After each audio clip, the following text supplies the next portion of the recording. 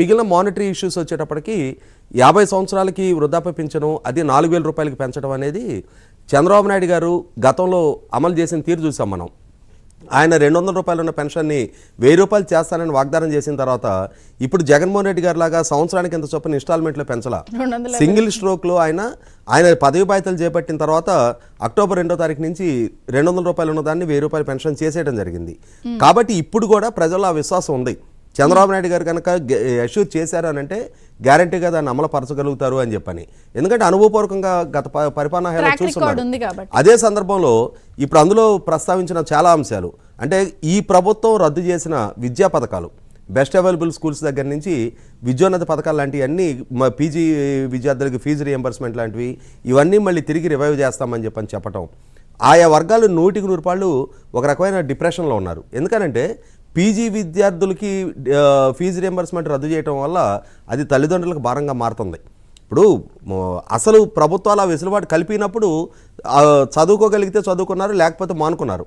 కానీ కొన్నాళ్ళు అమలు జరిగి తర్వాత ఒక ప్రభుత్వం మారిన తర్వాత దాని ఆల్ ఆఫ్ సడన్ రద్దు చేయటం, ఈ తర్వాత విదేశీ విద్యను కూడా కండిషన్స్ లేకుండా అప్లై చేస్తారు. అంటే ఇప్పుడు జగన్మోహన్ రెడ్డి గారు ఏం చేస్తున్నారు అంటే ఇప్పుడు అక్కడ 200 అంటే అక్కడ యూనివర్సిటీకి ఉన్న గ్రేడ్ని బట్టి 200 కన్నా లోపుగా ఉన్న యూనివర్సిటీలకి అడ్మిషన్ దొరికితేనే ఫీజు రియంబర్స్మెంట్ వర్తిస్తుంది అని చెప్పని.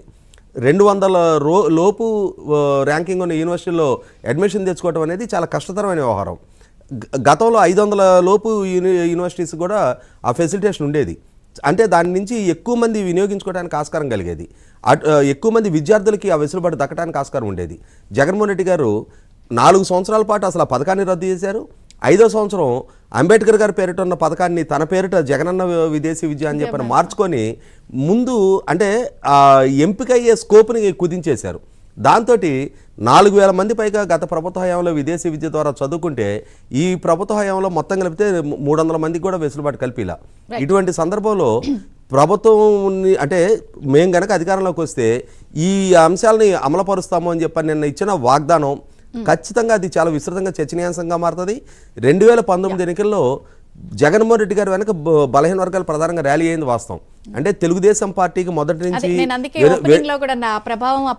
వెన్నెముకగా ఉన్న బలహీన వర్గాలు జగన్మోహన్ రెడ్డి గారు ఇచ్చిన వాగ్దానాలు కానీ ఆనాటి ప్రభుత్వం మీద చేసిన ఆరోపణ ప్రలోభాల పర్యవసానం కానీ ఏ కారణమైనా సరే 2019లో తెలుగుదేశం పార్టీ నుంచి చాలా వర్గాలు దూరం జరిగినాయి.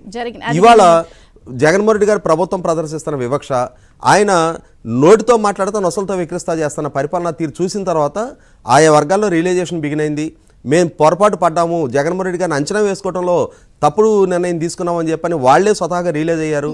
ఇవాళ వాళ్ళ బిడ్డల భవిష్యత్తు అగమగోచరంగా కనిపిస్తున్న దగ్గర ఇవాళ ఈ అష్యూరెన్సెస్ ఇవ్వటం వల్ల మళ్ళీ తిరిగి ఆయా వర్గాలని దగ్గరికి తెచ్చుకోవడానికి వీలవుతుంది. అదే సందర్భంలో వీటిని ప్రాపర్గా ఎగ్జిక్యూట్ చేయగలిగితే ఖచ్చితంగా ఆయా వర్గాలలో వాళ్ళ లైఫ్ స్టాండర్డ్స్ పెరగడానికి కానీ ఆత్మవిశ్వాసంతో ఆత్మగౌరవంతో కానీ బతకడానికి ఆస్కారం అవుతుంది. ఎందుకంటే సెల్ఫ్ ఎంప్లాయ్మెంట్ కోసం 10,000 కోట్ల రూపాయలు 5 సంవత్సరాల కాలంలో ఖర్చు పెడతామని చెప్పని చేసిన వాగ్దానం గత 5 సంవత్సరాల టెన్యూర్లో అసలు సెల్ఫ్ ఎంప్లాయ్మెంట్కి క్రెడిట్ కంపెనీ అనేది రద్దు చేశారు జగన్మోహన్ రెడ్డి గారు.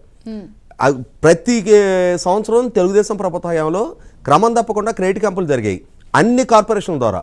SC corporation, BC corporation, minority corporation, Christian minority corporation, Kapu corporation, Brahmin corporation, Vysya corporation, వీటన్నిటి ద్వారా క్రమం తప్పకుండా అసలు ఎలకేషన్ లేదు. ఈ ప్రభుత్వం ఎలకేషన్స్ లేకుండా పోయినాయి.